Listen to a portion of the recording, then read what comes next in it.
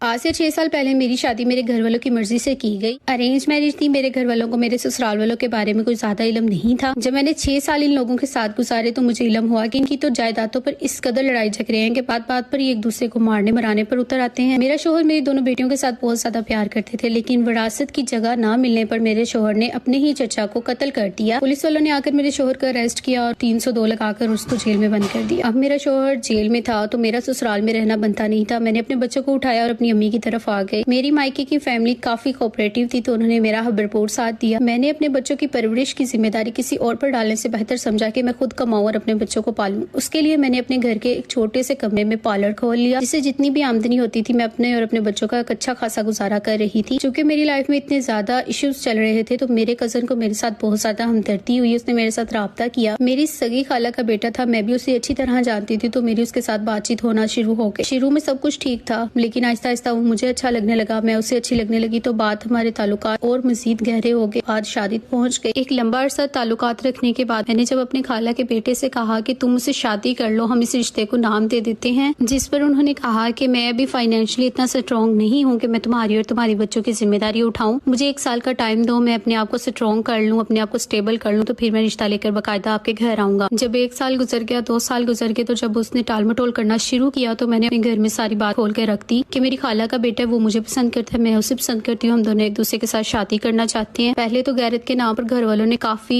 तमाशा किया, लेकिन बाद में वो इस बात को समझ के कहीं ना कहीं तो शादी करनी है। एक दिन मेरी अम्मी ने अपनी बहन और उसके बेटे को घर पर दावत पर बुलाया। खाना खाने के बाद जब रात की चाय के लिए सब बैठे तो मेरी अम्मी ने ये बात खोली कि हम अपनी बेटी की शादी आपके बेटे के साथ करना चाहते हैं, जिस पर मेरी खाला हकी बकी चुप रह गई और मेरा कजन भी मेरी तरफ देख रहा था क्योंकि उसने अपने घर बात नहीं की थी। जब मेरी अम्मी ने मेरी खाला के बेटे को पूछा तो उसने साफ इनकार कर दिया कि मैं तो शादी करना चाहता ही नहीं हूँ, ना मैंने इससे कहा है कि मैं तुमसे